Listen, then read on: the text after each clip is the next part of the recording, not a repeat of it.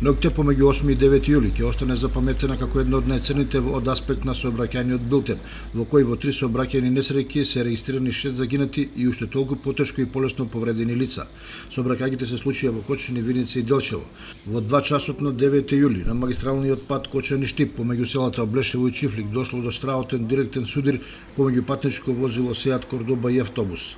Од силината на ударот на лице место загинале 2 од 5-мината момчиња на возраст од 23 до 28 години кои биле во автомобилот со кочански регистарски таблички, а на пат кон Штипската болница во возилото на итната помош починал и третиот сопатник.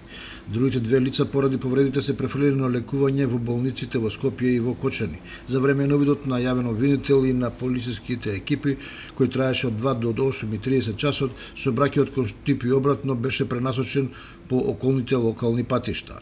Истата ноќ во период од само неколку часа на патот кај местноста Виничка крстосница од коловозната лента излетел автомобил Пасат, што го управувало 20 годишно лице од Виница. Од здобиените телесни повреди истото починало на лице место.